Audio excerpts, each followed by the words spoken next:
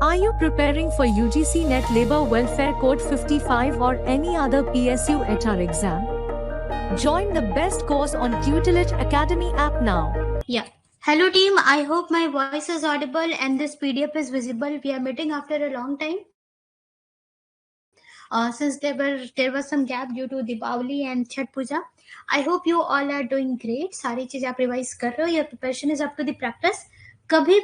कभी भी आप मुझे डिस्टर्ब कर सकते हो, आप मुझे पूछ सकते हो मैडम ये टॉपिक दोबारा पढ़ा दीजिए या कोई क्वेश्चन समझ नहीं आ रहा, मैं बताऊंगी. I would love to help you all. Correct. कौन कौन से एग्जाम की आपको प्रिपरेशन करनी है ये सब भी आपके माइंड में है. सब आप फॉर्म भर रहे हो, आपके पास टाइमलाइन है. एनएमडीसी का फॉर्म कब है और बेल का एग्जाम कब है, सारी चीजें आप यूजीसी नेट का एग्जाम कब होगा, ये सारा कुछ आपके पास टाइमलाइन आपको पता है. और उस टाइमलाइन के अकॉर्डिंग आप अपनी प्रिपरेशन भी जारी रख रहे हो, ये हमारी एक्सपेक्टेशन है आपसे. ठीक है. तो पीजीसीएल जेआईटी का हमने क्वेश्चन पेपर सॉल्व कराना शुरू किया था, वही आज हम कंटिन्यू करेंगे. या So a warm welcome everyone to Tutelage Academy. Today I will be solving previous year question of PGCI for GOT HR for the year 2023. Okay. So this is the third part. In first and in second part I have solved 30 and 30 in total 60 questions, and next 30 questions I will be solving today. In this question paper we have around 120 questions जिसमें कि approx 50% questions HR domain के हैं और around 50% question हमारे management, marketing, finance और थोड़ा statistics का भी क्वेश्चन है.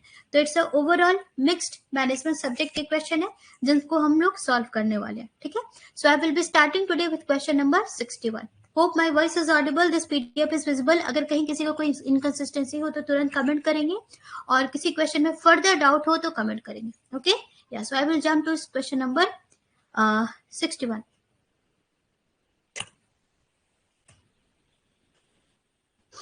हाँ, तो हमारा क्वेश्चन सॉल्व कराने का अप्रोच ये है कि ये जो क्वेश्चन पेपर में पैटर्न है वो पैटर्न आपको समझ में आए, है ना. अराउंड 50% एचआर का, बाकी सारे सब्जेक्ट से किस तरह से क्वेश्चन है वो आप समझे, लेवल ऑफ क्वेश्चन समझे, पैटर्न ऑफ क्वेश्चन समझे और अकॉर्डिंगली अपनी प्रिपरेशन को अलाइन करें. ठीक है. सो आई होप जिस तरह से मैं क्वेश्चन कर रही हूँ आपका ये ऑब्जेक्टिव फुलफिल हो रहा है. Which of the following is a primary factor influencing pricing decision. अब कोई सा भी प्रोडक्ट अगर मैन्युफैक्चर हो रहा है तो उस प्रोडक्ट की प्राइसिंग कितनी होनी चाहिए और क्या होनी चाहिए, वो कौन कौन सा फैक्टर डिसाइड करता है. Office decor not at all, employ salaries not at all, company का founding date how does it matter at all, cost of production, आपका कॉस्ट ऑफ प्रोडक्शन जो भी हो सकता है 50 रुपीज अगर है तो आपका ऐसा हो सकता है कि आप डबल करना चाहते हो प्रोडक्ट की प्राइस, लाइक दैट, है ना. तो कौन कौन से फैक्टर इन्फ्लुएंस करते हैं प्राइसिंग को. Cost of production easy question है. क्वेश्चन नंबर 62 देखेंगे. Which of the following is not a basis for market segmentation. Market को सेगमेंट करना क्यों जरूरी है. आपके प्रोडक्ट की प्लेसमेंट के लिए, आपका प्रोडक्ट कैसा है अकॉर्डिंगली आप उसे आप प्लेस करोगे, है ना. तो अब जैसे कि चिल्ड्रन टूथपेस्ट आता है तो चाइल्ड का टूथपेस्ट आता है तो उसमें मार्केट जो सेगमेंटेशन है वो एज पर demographics for the child below 6 years of age, like that it is. Okay. हाँ, तो मार्केट सेगमेंटेशन के जो बेसिस होते हैं वो ज्योग्राफिक हो सकते हैं, ज्योग्राफिक हो सके country wise, region wise, state wise, province wise, किसी पर्टिकुलर क्लाइमेट जोन वाइज, है ना. सनस्क्रीन किसी पर्टिकुलर क्लाइमेट जोन में बिकेगा. फिर साइकोग्राफिक हो सकता है. साइकोग्राफिक में personality, lifestyle, social status, activities accordingly होता है, जैसे लुई विटॉन के प्रोडक्ट्स हो गए. फिर डेमोग्राफिक होता है. डेमोग्राफिक में हमारा age, gender, income, education, occupation, उन सब पे डिपेंड करता है. एक और होता है वो है behavioural, not supplier oriented. Market segmentation के 4 बेसिस है, 1, 2, 3 and the next one is behavioural, जिसमें कि कोई ओकेजन या इवेंट हो गया जैसे कि किसी मैरिज के लिए या फिर कोई पर्टिकुलर परचेजिंग रीजन हो गया, है ना. तो उसके अकॉर्डिंग कस्टमर के बिहेवियर के अकॉर्डिंग मार्केट को सेगमेंट किया जाता है, not supplier oriented. So our answer will be point number 3. Question number 63. The Employees Provident Fund Act in India is applicable to establishment employing more than, है ना. तो ये जो एक्ट है ना, Employees Provident Fund Act, इस act के को हमने सॉल्व एक्चुअली हमने अपने क्लास में डिस्कस किया है और बहुत ही बेसिक क्वेश्चंस आ रहे हैं. जितने भी लेबर लॉज है, लॉज से बहुत ही बेसिक क्वेश्चन आ रहे हैं. तो आप एक क्विक रिवीजन में दे देंगे और इंपॉर्टेंट चीजों को याद रखेंगे, that will be sufficient. So 20 or more employees जहां पर हो वहां पे EPF act, in fact it is employee provident fund and miscellaneous provision act 1952, ये इस एक्ट का पूरा नाम है। तो इस एक्ट का एक बेसिक सा क्वेश्चन है।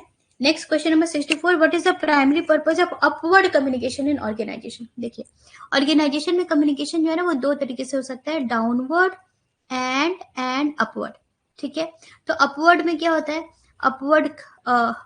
अपवर्ड कम्युनिकेशन में है ना, अपवर्ड कम्युनिकेशन में क्या होता है कि ये जो पर्सन है वो अपने बॉस का अप्रेजल करेगा, है ना, अपने बॉस का अप्रेजल करेगा, बॉस को कम्युनिकेट कर रहा है। डाउनवर्ड क्या होता है, अगर सीईओ है वो अपने जो नीचे वाले लेवल है उनको कुछ कम्युनिकेट कर रहा है या उनको अप्रेज कर रहा है। Upward communication, upward appraisal. तो अपवर्ड अप्रेजल में आप अपने लेवल के ऊपर वाले को कम्युनिकेट करते हो या फिर अप्रेज करते हो डाउनवर्ड में से। तो पर्पज ऑफ अपवर्ड कम्युनिकेशन मतलब कि कोई लोअर लेवल का अपने ऊपर लेवल के लोगों को कुछ कम्युनिकेट कर रहा है, तो वहां वो कब होता है, पॉलिसीज को अनाउंस करने के लिए डाउनवर्ड कम्युनिकेशन होगा, ऑर्डर देने के लिए डाउनवर्ड कम्युनिकेशन होगा। ऑर्डर कौन देता है, जो कि हायर अथॉरिटी पे रहता है, तो वो डाउनवर्ड कम्युनिकेशन होगा। मार्केटिंग प्रोडक्ट्स के लिए भी इनफैक्ट डाउनवर्ड कम्युनिकेशन है, लेकिन फीडबैक, प्रोवाइडिंग फीडबैक के लिए अपवर्ड कम्युनिकेशन होता है ना, कि हमारे ट्रेनिंग में के आपकी जो ट्रेनिंग करवाई गई वो कैसी थी, ट्रेनिंग का फीडबैक दीजिए, अपर मैनेजमेंट पूछ सकती है, तो वो providing feedback is an upward communication. In the context of principles of business management, which of the following is not a primary reason for significance of planning? Planning का क्या काम होता है और इसमें से कौन सा सिग्निफिकेंट रीजन नहीं है, ये आपको बताना है। तो it minimises wastage of resources, this is in fact an important step of planning. It helps in assessing future opportunities. Planning का यही काम होता है, फ्यूचर की अपॉर्चुनिटीज है उसे असेस करके अपना प्रेजेंट ऑब्जेक्टिव बनाओ और डायरेक्शन टू एक्शन, है ना, हमारे एक्शन का क्या क्या डायरेक्शन होना चाहिए, क्या टाइमलाइन होना चाहिए, ये प्लानिंग बताता है। It ensures reactionary and spontaneous decision making, ये प्लानिंग का नहीं होता। प्लानिंग हमेशा वन स्टेप अबव होता है ना, एक थ्रू आउट एक टाइम पीरियड के लिए आपको क्या क्या करना है, क्या क्या स्ट्रेटेजीज अपनानी है वो बताता है, तो स्पॉन्टेनियस और रिएक्शनरी नहीं होता है। नेक्स्ट क्वेश्चन नंबर 66 देखेंगे, इंट्रिंसिक वैल्यू ऑफ स्टॉक। देखिए वेरी इंपॉर्टेंट, इंट्रिंसिक वैल्यू से पहले भी इस क्वेश्चन में इस क्वेश्चन पेपर में क्वेश्चंस पूछे गए हैं। तो कुछ कुछ टॉपिक ऐसे है ना कि उस टॉपिक से रिपीटेड क्वेश्चन पूछे गए हैं, उस टॉपिक से रिपीटेड क्वेश्चन पूछे गए हैं, जैसे कि इंट्रिंसिक वैल्यू। तो किसी भी स्टॉक का इंट्रिंसिक वैल्यू होता है उसका एक्चुअल वैल्यू, उसका ट्रू वैल्यू, है ना, और इनफैक्ट जो करंट मार्केट वैल्यू होता है ना वो इंट्रिंसिक वैल्यू से अलग होता है। This is not intrinsic value, उसका एक्चुअल ट्रू वैल्यू होगा। जिस कि कोई रैशनल इन्वेंटर, कोई इन्वेंटर जो रैशनली कैलकुलेट करता है, देखता है कि कोई स्टॉक का कितना वैल्यू है और उसी के अकॉर्डिंग वो पे करता है उस स्टॉक को परचेज करने के लिए ना, वो उसका इंट्रिंसिक वैल्यू होता है, जो कि कैलकुलेट किया जाता है उसका फंडामेंटल एनालिसिस से। पता कैसे चलेगा, फंडामेंटल एनालिसिस से, है ना। तो इंट्रिंसिक वैल्यू को एक वैल्यूएशन मॉडल से कैलकुलेट किया जाता है, जो उसका कैश फ्लो, उसका फाइनेंशियल परफॉर्मेंस कैसा है, उन सबको मेजर करता है। तो क्वालिटेटिव एनालिसिस और क्वांटिटेटिव एनालिसिस दोनों ही इसमें इंक्लूडेड होते हैं। तो फंडामेंटल एनालिसिस हम समझते हैं कि टाइम वैल्यू ऑफ स्टॉक क्या है, और इसमें इसका डिस्काउंटेड कैश फ्लो जिसका कितना है, रेसिडुअल इनकम कितना है, कौन कौन सा मार्केट फैक्टर्स को गवर्न कर रहा है। तो ये सब कुछ समझते हुए एक फंडामेंटल एनालिसिस किया जाता है और इसका ट्रू वैल्यू निकाला जाता है, that is intrinsic value. Discount dividend model से भी एक क्वेश्चन पूछा गया इस क्वेश्चन में। डिस्काउंट डिविडेंड मॉडल भी किसी स्टॉक का इंट्रिंसिक वैल्यू निकालने के लिए ही यूज किया जाता है। ठीक है, तो आपसे एक्सपेक्टेड है कि आपको ये सारी बेसिक्स पता होनी चाहिए। What is the primary goal of corporate governance. तो इस क्वेश्चन पेपर में कॉर्पोरेट गवर्नेंस से रिलेटेड भी क्वेश्चन पहले पूछा गया है। तो अगेन कुछ टॉपिक्स से रिपीटेड क्वेश्चन है। तो कॉर्पोरेट गवर्नेंस मैंने पहले भी बताया कि इसका पर्पस क्या होता है, कि लॉन्ग टर्म सक्सेस कंपनी को कैसे मिलेगा। तो लॉन्ग टर्म सक्सेस कैसे मिलेगा, उसके लिए फैसिलिटेट करना है कि कंपनीज का बोर्ड ऑफ डायरेक्टर या कंपनीज का अपर मैनेजमेंट को कैसे कंट्रोल करना है ना। तो effective entrepreneur and wise management of board of directors and top management is corporate governance. तो corporate governance simply stakeholder का इंटरेस्ट को प्रोटेक्ट करने के लिए काम आता है। ये है इसका primary goal. Marketing parties top ensuring only top management decisions नहीं, प्रमोटिंग ओनली प्रॉफिट नहीं है। यहाँ पे ओवरऑल हमें स्टेक होल्डर्स के इंटरेस्ट को बचाना होता है ना। और सिंपल ये एक कॉर्पोरेट गवर्नेंस एक सिस्टम है जिसमें कि कंपनी को कैसे डायरेक्ट किया जाए, कैसे कंट्रोल किया जाए, स्टेक होल्डर के इंटरेस्ट को कैसे प्रोटेक्ट किया जाए, ये सारा कुछ डिसाइड होता है। सो पॉइंट नंबर 2।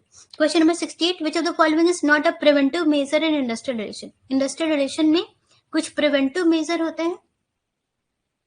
प्रिवेंटिव मेजर क्या होते हैं? जो इंडस्ट्रियल डिस्प्यूट को होने से रोकते हैं। और कुछ सेटलमेंट मेजर होते हैं। सेटलमेंट मेजर क्या होते हैं? जब डिस्प्यूट हो चुका है तब सेटलमेंट मेजर होते हैं, और डिस्प्यूट होने से पहले प्रिवेंटिव मेजर होते हैं, है ना। कि डिस्प्यूट हो ही ना तो प्रिवेंटिव मेजर होते हैं, डिस्प्यूट हो जाते हैं तो सेटलमेंट मेजर होते हैं। तो डिस्प्यूट हो ही ना उसके लिए हमारे पास क्या है? कलेक्टिव बार्गेनिंग है, वर्कर्स पार्टिसिपेशन इन मैनेजमेंट है, ग्रीवियंस रिड्रेसल है, वर्क्स कमिटी है ना। उसके बाद फिर हमारा वेलफेयर ऑफिसर है। ये सारा कुछ बताता है कि डिस्प्यूट हो ही ना। और अगर डिस्प्यूट बाय चांस हो जाता है तो उसका सेटलमेंट के लिए क्या क्या मशीनरीज है? सेटलमेंट के लिए हमारे पास कॉन्सिलिएशन है, आर्बिट्रेशन है, एडजुडिकेशन है ना। तो यहाँ पे प्रिवेंटिव मेजर में लॉकआउट का कोई सेंस नहीं बनता है। ठीक, next question number 69, which of the following is not an interpersonal process. Interpersonal में 2 लोग चाहिए मिनिमम, है ना। 2 लोगों के बीच में इंटरेक्शन हो रहा है ना। 2 लोगों के डोंट माइंड दिस ड्राइंग, हाँ ना। तो 2 लोगों के बीच में इंटरेक्शन हो रहा है। Leadership, it requires 2 or more people, group formation 2 or more people, conflict resolution 2 or more person. This is in fact intrapersonal. Intrapersonal perception, आप हर किसी का अपना इंडिविजुअल होता है। Subjective interpretation of anything is perception, है ना। तो आपका सब्जेक्टिव इंटरप्रिटेशन की आप जिस कंपनी में काम करते हैं उसका वर्क कल्चर कैसा है, ये आपका सब्जेक्टिव इंटरप्रिटेशन होगा, जो कि हर किसी के लिए अलग अलग हो सकता है ना। तो perception is your interpretation of anything, any item, any culture, any people, any thought. तो आप क्या समझते हो उसके बारे में, that is your perception. The optimal capital structure of a company is a mix of. किसी भी कंपनी का कैपिटल स्ट्रक्चर क्या होता है? किसी भी कंपनी का कैपिटल स्ट्रक्चर अगर बोला जाए तो what will you say, what is the capital structure? तो capital structure of any company मतलब किसी भी कंपनी में कितना डेट है और कितना इक्विटी है, सिंपल, है ना। तो कितना डेट और कितना इक्विटी कोई भी कंपनी फंड करती है अपने ऑपरेशन के लिए एंड अपने ग्रोथ के लिए, है ना। कोई भी कंपनी में कितना डेट है, बहुत सारी कंपनी जैसी अगर लॉस मेकिंग है तो बहुत ज्यादा डेप्ट है, अगर प्रॉफिट है तो इक्विटी है, तो कितना डेप्ट और इक्विटी फंड करती है ऑपरेशन और ग्रोथ की, है ना। इक्विटी क्या, तो है ना, इक्विटी में क्या क्या आ जाएगा? इक्विटी में कंपनी का प्रेफर्ड स्टॉक आ जाएगा, कंपनी का रिटेन्ड अर्निंग आ जाएगा। और डेट में क्या आ जाएगा? डेट में शॉर्ट टर्म बोरोविंग आ जाएगा, लॉन्ग टर्म कोई डेट है वो आ जाएगा, और तो ये सारी चीजें आ जाएगी। तो कंपनी का कैपिटल स्ट्रक्चर इसलिए इंपॉर्टेंट होता है क्योंकि ये बताता है कि कंपनी को कितना फाइनेंस किया गया है क्रेडिटर से और कितना फाइनेंस किया गया है ओनर से, है ना। तो कंपनी का ओवरऑल कॉस्ट ऑफ कैपिटल के बारे में बताती है, कितने पैसे कंपनी के पास हैं, कितने उधार हैं, जिससे कि कंपनी चल रही है आगे और अपना ऑपरेशन और ग्रोथ कैरी ऑन कर रही है ना। तो फाइनेंशियल हेल्थ बताता है किसी भी कंपनी का उसका capital structure. So point number 1, others option are you can. अब जब आप समझ जाएंगे तो अदर ऑप्शन आपको इजीली समझ में आएगा कि ये सारे नहीं हो सकते। Which of the following is not a type of plan in management. Management में 3 तरह के प्लान होते हैं, क्लास में कवर किया हुआ है, बहुत आसान है। टैक्टिकल, ऑपरेशनल और strategic. Operational plan day to day plan होते हैं जो कि लोवेस्ट लेवल के लिए होते हैं। स्ट्रेटेजिक प्लान हमारे लॉन्ग टर्म प्लान होते हैं, और टैक्टिकल प्लान हमारे जो किसी पर्टिकुलर स्ट्रेटेजी, किसी पर्टिकुलर प्रोजेक्ट के लिए जो होते हैं, थोड़ा इनका टाइमलाइन लंबा होता है, डे टू डे नहीं होते, 2-3 मंथ्स हो सकता है वैसे। तो ऑपरेशनल प्लान लो लेवल के लिए होता है। स्ट्रेटेजिक प्लान हमारा जो होता है वो that is plan by top level, और tactical plan is implemented by middle level. Okay, ये सब तो हमने पढ़ा है क्लास में, ठीक, clear. Next question number 72, in strategic HRM what is balance score card primarily measure, है ना। बैलेंस स्कोर कार्ड प्राइमरीली क्या मेजर करता है? बैलेंस स्कोर कार्ड का क्या काम है? तो balance score card measures a companies performance in 4 areas. 4 area में वो कंपनी के परफॉर्मेंस को मेजर करता है। पहला तो होता है फाइनेंस, दूसरा होता है, तो फाइनेंस में क्या होता है कि कंपनी का कितना रेवेन्यू है, कितना अर्निंग है, क्या कैश फ्लो है कंपनी का, ये मेजर करता है। दूसरा मेजर करता है कस्टमर, कि कस्टमर जो है किसी कंपनी के प्रोडक्ट को या सर्विस को किस तरीके से परसीव किए हैं, वो पूरे सेटिस्फाइड है कि नहीं, वो लॉयल है कि नहीं। फिर इंटरनल प्रोसेस, कि इंटरनल प्रोसेस जो है वो सारा एफिशिएंट है कि नहीं, है ना। इंटरनल प्रोसेस हमारा प्रोडक्टिव है कि नहीं, अच्छी क्वालिटी के प्रोडक्ट्स हो रहे हैं कि नहीं, टाइम वेस्टेज कम तो हो रहा है या फिर बहुत ज्यादा टाइम तो लग रहा है, टाइमलीनेस मेंटेन हो रहा है कि नहीं। फिर है लर्निंग एंड ग्रोथ, कि कंपनी अपने एम्प्लॉयज को सपोर्ट तो कर रही है, ट्रेनिंग तो दे रही है, डेवलप तो कर रही है, उनको रिटेन तो कर रही है, सारे टैलेंटेड एम्प्लॉयज कहीं छोड़कर तो नहीं चले जा रहे, लाइक दैट। तो ये 4 चीजें मेजर करती है बैलेंस स्कोर कार्ड, जिसका परफेक्ट डेफिनेशन पॉइंट नंबर 2 में हमें मिलता है। क्वेश्चन नंबर 73 देखिए, which model for managing organizational change involves freezing, changing and refreezing, है ना। तो ऑर्गेनाइजेशन में अगर कोई चेंज इंट्रोड्यूस करना है तो पहले जो स्टैग्नेंट चीजें हैं उसे अनफ्रीज करो, चेंज को इंट्रोड्यूस करो और फिर रिफ्रीज कर दो, लॉक कर दो। तो ये कर्ट लेविन का चेंज मॉडल है, इसे फोर्स फील्ड एनालिसिस भी कहा जाता है, फोर्स फील्ड एनालिसिस मॉडल भी कहा जाता है। और सिंपल है, इजी है, ये हमने पढ़ा था। एक अच्छा स्टूडेंट जो होगा, जिसे एक्चुअली एग्जाम, जिसका नजर है पीएसयू एचआर को क्रैक करने के लिए और जो कि पीवाईक्यू एनालिसिस करता है, वो इन तीनों मॉडल्स को भी पढ़ेगा और इन तीनों मॉडल्स में क्या क्या है उनको भी अपने नोट्स में ऐड करेगा, है ना। क्योंकि ये जो ऑप्शंस दिए हुए होते हैं ना, जिसमें हमें एक्स्ट्रा मॉडल्स मिलते हैं, इन्हीं से फिर बाद में क्वेश्चंस बनते हैं किसी भी एग्जाम में। ये सारे आपसे आपके सिलेबस के रेलेवेंट चीजें ही होती हैं जो कि आपको पढ़ना चाहिए। तो एडकर मॉडल, मैकेंजी 7S, कोटर 8 स्टेप मॉडल के बारे में भी थोड़ा आइडिया जरूर रखिएगा। Question number 74, which of the following is not considered business income. Business income क्या होगी? Rent received from a property used in business, ठीक है, ये भी हमारा बिजनेस हो जाएगा कि प्रॉपर्टी हमारा बिजनेस में यूज हो रहा है, वहां से जो हमें रेंट मिल रहा है ना, ये बिजनेस इनकम होगा। रेवेन्यू फ्रॉम सेल्स, ये तो सबसे इजी है। Interest income from business savings account, business savings account है हमारा, उसमें कुछ पैसे हैं, वहां से हमें इंटरेस्ट मिल रहा है, ये बिल्कुल एक बिजनेस इनकम होगा। लेकिन capital gains from the sale of business asset, अब बिजनेस एसेट था आपके पास, इतना बड़ा लैंड था, आपने इतना सेल कर दिया, तो सेल कर दिया, तो वो आपका बिजनेस इनकम नहीं है, क्योंकि आपने अपने एसेट का एक पार्ट सेल किया है, वो एसेट आपका बाद में यूज हो सकता था आपके बिजनेस के पर्पस के लिए, आपने उसे सेल किया है, तो ये इनकम नहीं है, ये इनकम नहीं है। आप अपने प्रोडक्ट या सर्विस को सेल करके इनकम लाओगे, वो बिजनेस इनकम होगा। लेकिन आप अपना अगर असेट या असेट को ही सेल कर दोगे तो वो इनकम कैसे कंसिडर होगा, है ना। That asset could have been used for your business, ठीक है। तो this will be some capital gain कह सकते हो आप, इसे बिजनेस इनकम नहीं कह सकते। Next question number 75, strategic decisions in a company are usually made by, तो जो भी कंपनी होती है उसमें स्ट्रेटेजिक डिसीजंस जो होते हैं वो टॉप मैनेजमेंट करती है, तो टॉप मैनेजमेंट यहाँ पे board of directors. The main objective of training and development is to improve employee skills and knowledge, simple है, ट्रेनिंग एंड डेवलपमेंट इसलिए की जाती है ताकि आप अपने एम्प्लॉय को आप का स्किल्स और नॉलेज इंप्रूव हो, जिससे इंटर्न वो ज्यादा इफेक्टिव हो, ज्यादा एफिशिएंट हो, जिससे इंटर्न वो अच्छा काम करे, जिससे कि जिसकी आपकी कंपनी की प्रोडक्टिविटी बढ़े, और साथ ही साथ वो ज्यादा टैलेंटेड हो जाए, उनमें स्किल्स डेवलप हो, उनका एचआरडी हो, उनका एचआरएम हो, इसलिए ट्रेनिंग एंड डेवलपमेंट की जाती है ताकि इंटर्न लास्ट में आपका फाइनेंशियल आउटकम ज्यादा हो, आपकी कंपनी को प्रॉफिट हो, इसलिए ट्रेनिंग एंड डेवलपमेंट की जाती है ना। जिसका इमीडिएट एम ये है और अल्टीमेट एम ये है कि आपकी कंपनी का हेल्थ अच्छा रहे, आपके एम्प्लॉयज का भी इंटेलेक्चुअल डेवलपमेंट होता रहे। In waiting line model what does I typically represent, देखिए तो आउट ऑफ समथिंग हम we have some this question, है ना, बिल्कुल अनएक्सपेक्टेड। वेटिंग लाइन मॉडल, तो वेटिंग लाइन मॉडल में इनफैक्ट 2 चीजें होती है। अब जैसे कि कोई आप मूवी का टिकट ले रहे हो, there are many people waiting, है ना। एक होता है सर्विस रेट, कि मूवी का टिकट, यहाँ पे जो पर्सन बैठा है जो आपको मूवी का टिकट प्रोवाइड कर रहा है, वो एक या पर यूनिट टाइम कितना मूवी टिकट प्रोवाइड कर रहा है ना, service rate.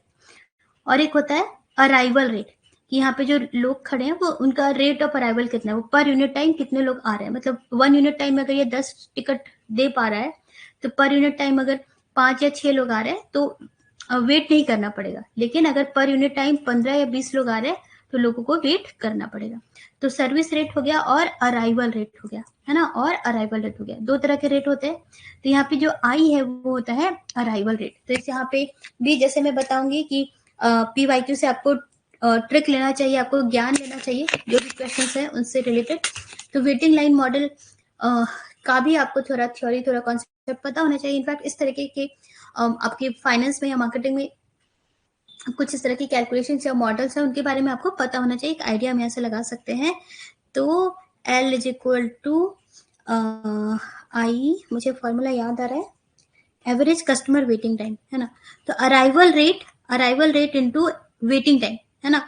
Arrival rate into waiting time जो होता है, अगर हम W को वेटिंग टाइम माने तो that will B average waiting time in a Q. एक पर्सन कितना average waiting time in a Q will be arrival rate into yes arrival rate, sorry this is the length हो जाएगा ना, length arrival rate into average customer waiting time will be the length, इतना length होगा, something like this. मुझे एक formula याद आ रहा है, average waiting time in a Q will be like that. ठीक है, मैं ये चेक करके आपको बता दूंगी, somewhat I can recall. Question number 78. In the context of international human resource management, which of the following is not typically considered a control mechanism for overseeing international operation? Okay. IHRM में हमने पढ़ा है, IHRM के concepts आपको याद आने चाहिए। हॉफस्टेड का मॉडल है और फिर लेयर ऑफ कल्चर मॉडल है, like that so many things applicable. तो is not typically considered a control mechanism. So using a standard global HR software is good. Periodical financial audit of overseas branch is good. This should be done. Regular communication should be done. लेकिन allowing individual branches to set their own HR policies without any centralized oversight, this is a negative point. तो पढ़ के भी पता चल रहा है. Which of the following best describes the strategic function of HR? HR का strategic function, HR का strategic function क्या है? तो administrating payroll, conducting exit interview, maintaining employ records या developing a talent acquisition strategy. Strategic function क्या होता है? Long term होता है, जो कि कंपनी का जो गोल है उसे अलाइन करता है। तो ये सारे जो है वो रेगुलर वर्क है, रेगुलर एडमिनिस्ट्रेटिव वर्क है। और टैलेंट एक्विजिशन स्ट्रेटेजी डिजाइन करना, ये हमारी कंपनी का जो गोल होगा उससे अलाइंड होगा। तो that is what is strategic function. Strategic function is different from regular HR work. Regular HR work हो जाता है ये सारी चीजें, है ना, जो कि हर दिन करनी है, operational. Which of the following is not typically a component of corporate governance? Corporate governance में ये देखा जाता है कि जो हमारे बोर्ड ऑफ डायरेक्टर्स हैं, जो टॉप मैनेजमेंट है, वो क्या एथिकल गाइडलाइंस बनाती हैं और सब सारी कंपनी को फॉलो करना है। शेयर होल्डिंग की मीटिंग्स कब कब कैसी होगी, board of directors and all, ये सबसे रिलेटेड है corporate governance, not product marketing strategy. Company का एथिक्स क्या होगा, कंपनी का गवर्नेंस का रूल क्या होगा, स्टेक होल्डर का इंटरेस्ट क्या होगा, ये सारा कुछ डिसाइड होता है कॉर्पोरेट गवर्नेंस में, not product marketing strategy. Question number 81. What is the primary purpose of organizing in management? Very easy question. Organizing in management. Management के 5 function, POSTC, planning, organizing, staffing, directing, controlling, इन सबका basic idea आपको होना चाहिए। इतना तो समझ में आ रहा है। प्लानिंग से भी हमने काफी सारे क्वेश्चंस को सॉल्व किया इस क्वेश्चन पेपर में। और ऑर्गेनाइजिंग का काम क्या है कि जो हमने प्लान किया है यहाँ पे, उसके लिए रिसोर्सेस और मैन पावर को अलाइन करो, रेडी करो, है ना। रिसोर्सेस और मैन पावर को अलाइन करो। यहाँ पे to arrange resources and task लिखा हुआ है, प्लस मैन पावर भी होता है। और मैन पावर को फिर अवेलेबल कराने का काम, ट्रेन और डेवलप कराने का काम स्टाफिंग का हो जाता है। फिर मैन पावर को डायरेक्ट करने का काम इधर आ जाता है और फिर कंट्रोल करना है। तो अरेंजमेंट और साथ ही साथ जब मैन पावर बन जाता है तो उनका स्पैन ऑफ कंट्रोल क्या होगा, स्पैन ऑफ मैनेजमेंट क्या होगा, ये सारा भी डिसाइड होता है ऑर्गेनाइजिंग में ही। Okay, yes. To set goals, ये प्लानिंग। टू मेजर परफॉर्मेंस, ये कंट्रोलिंग में आ जाएगा। टू मोटिवेट एम्प्लॉइज, ये किस में आएगा, डायरेक्टिंग में आएगा। डायरेक्टिंग का जो एलिमेंट है वो है मोटिवेशन, लीडरशिप एंड कम्युनिकेशन, ये सारा डायरेक्शन में होता है। Question number 82. Which of the following is not a type of interview focused on how the candidate handled past situation? आपने पास्ट सिचुएशन को कैसे हैंडल किया हुआ है, कोई टिपिकल, वो है बिहेवियरल इंटरव्यू। बिहेवियरल इंटरव्यू में आपसे इसी तरह के क्वेश्चन पूछते हैं जिसमें कि आपका बिहेवियर और आपकी पर्सनालिटी के डायमेंशंस को चेक किया जाता है, आपके पास कितना पेशेंस है और आप टफ सिचुएशन को कैसे हैंडल करते हो, क्रिटिकल सिचुएशंस में आपने किस तरीके से रिएक्ट किया है, लाइक दैट आपसे क्वेश्चंस पूछा जाता है। स्ट्रेस इंटरव्यू में क्या होता है, किसी टॉपिक में आपको ग्रिल करके आपको स्ट्रेसफुल सिचुएशन में डाला जाता है। स्ट्रक्चर्ड इंटरव्यू में क्या होता है? स्ट्रक्चर्ड इंटरव्यू में some ready-made questions are there, some ready-made answers are there, है ना? Some benchmark questions और benchmark answers for the clarity, और सेम क्वेश्चन सारे कैंडिडेट से पूछे जाते हैं और उनके आंसर्स को बेंचमार्क आंसर से कंपेयर किया जाता है। पैनल इंटरव्यू में कोई ऐसा कुछ है नहीं। पैनल इंटरव्यू में कुछ पैनल्स होते हैं जो एक एक करके अपने व्यू पॉइंट के अकॉर्डिंग हमारे जो स्टूडेंट्स हैं उनसे क्वेश्चंस पूछते हैं। बिहेवियरल में आपके जो भी क्वेश्चंस होता है आपके बिहेवियर को ही चेक करने के लिए होता है। 83 which machinery is primarily used for peaceful settlement of industrial dispute?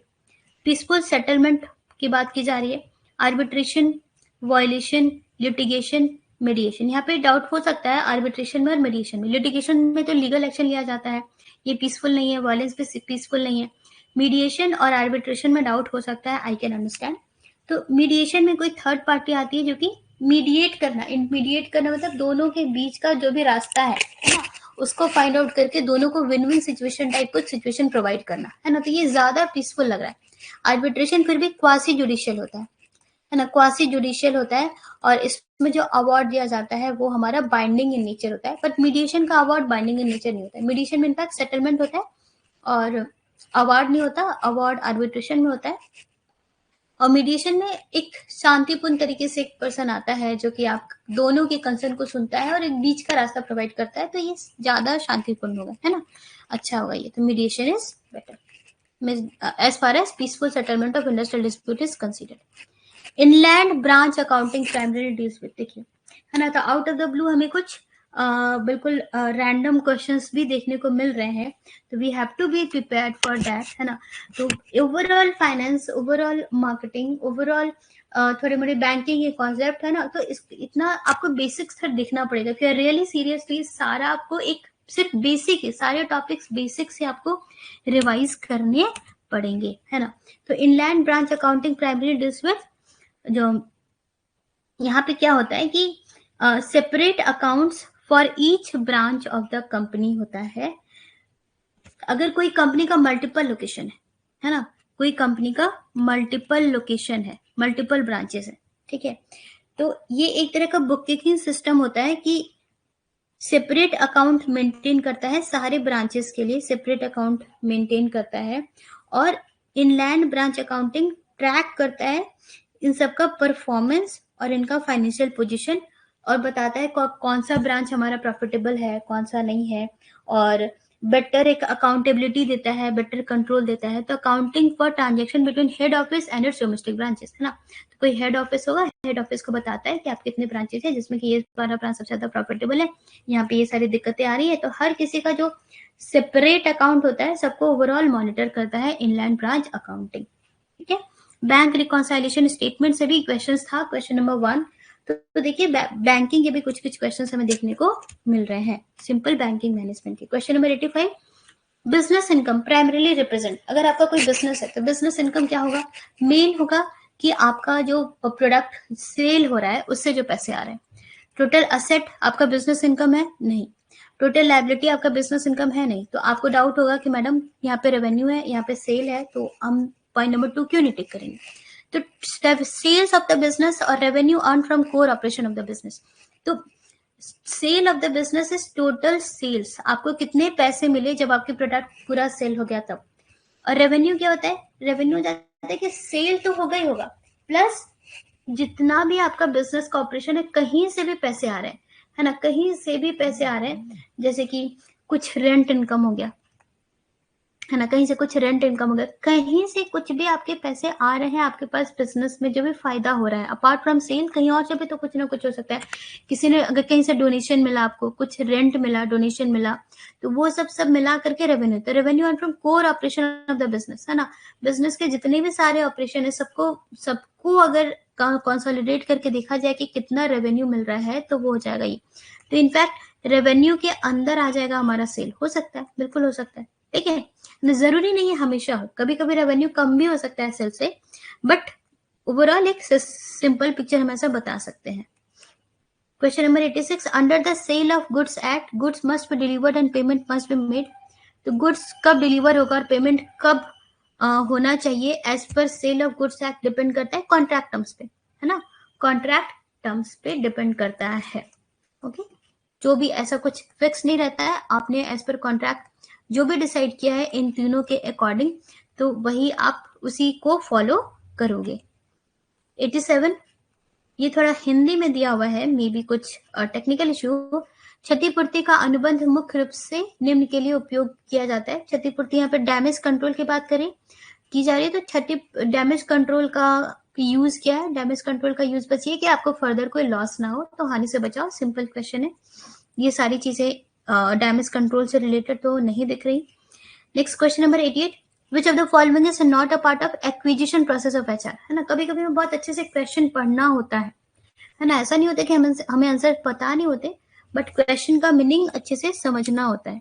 तो एचआर का एक्विजिशन प्रोसेस, तो एचआर क्या एक्वायर करती है? मैन पावर एक्वायर करती है ना। तो मैन पावर को एक्वायर करना, उनको ट्रेन करना और अच्छे मैन पावर को रिटेन किए रहना, ये है एक्विजिशन प्रोसेस। तो उसके लिए एचआर क्या करती है? उसके लिए एचआर डिपार्टमेंट हमारी ट्रेनिंग कराती है, रिक्रूटमेंट करती है, सिलेक्शन करती है, फर्दर उनको रिवॉर्ड देती है, उनको इंसेंटिवाइज करती है, ये सब आ जाएगा। लेकिन इम्प्लॉय बेनिफिट आएगा? इम्प्लॉय बेनिफिट नहीं आएगा। इम्प्लॉय बेनिफिट में फ्रिंज बेनिफिट हो गया कि फ्रिंज बेनिफिट हो गया, इंश्योरेंस हो गया, तो वो सारी चीजें इसमें नहीं आएगी। वो एक्वायर करने के लिए नहीं है। एक्विजिशन प्रोसेस ऑफ एचआर में हमें main training, development, selection, recruitment पे ध्यान देना है कि हम अच्छी चीजों को, अच्छे मैन पावर को एक्वायर करें, डिजायर्ड मैन पावर को एक्वायर करें। Next 89, why is innovation crucial for entrepreneurship? Entrepreneurship के लिए आपको प्रोडक्ट बनाना होता है ऐसा कि, और प्रोडक्ट को इनोवेट करना पड़ता है एज पर demands of your niche customers. To ensure business longevity and competitiveness को मेंटेन करने के लिए इनोवेशन क्रूशियल होता है। इनोवेट नहीं करेंगे तो आपका बिजनेस जो है वो बाकी सब कई सारे लोग रेप्लिकेट कर लेंगे, तो आपका बिजनेस लॉन्ग नहीं रहेगा। तो एंटरप्रेन्योरशिप के लिए इनोवेशन बहुत ज्यादा जरूरी है कि आपका जो प्रोडक्ट हो वो यूनिक हो, है ना। आपका जो प्रोडक्ट हो वो यूनिक हो ताकि वो इजीली कॉपी ना हो सके और कॉम्पिटिटिवनेस बना रहे, आपका बिजनेस चलता है। ये सारी चीजें नहीं। Next last question, question number 90, ओबी मॉडल के अनुसार निम्नलिखित में से कौन सा व्यक्तिगत व्यवहार का प्राथमिक निर्धारक नहीं है? ये भी कुछ बाय चांस हिंदी में आ गया। तो ये सारी चीजें व्यक्तिगत व्यवहार मतलब इंटरपर्सनल बिहेवियर से रिलेटेड है, लेकिन इकोनॉमी विच इज अर्थव्यवस्था ऑब्वियसली से रिलेटेड नहीं है, तो ये नहीं होगा। So next 91 to 120 I will questions will be solved in part 4 and till then I hope ये जो हमारा सीरीज है PGCIL GOT के जो हम क्वेश्चंस करवा रहे हैं ये आपके लिए हेल्पफुल है। फर्दर कभी भी किसी क्वेश्चन में डाउट हो या आपको कोई गाइडेंस चाहिए हो तो please feel free to comment and communicate to us. Yes, so thank you all for your time. Thank you. Are you preparing for UGC Net Labor Welfare Code 55 or any other PSU HR exam? Join the best course on Tutelage Academy app now.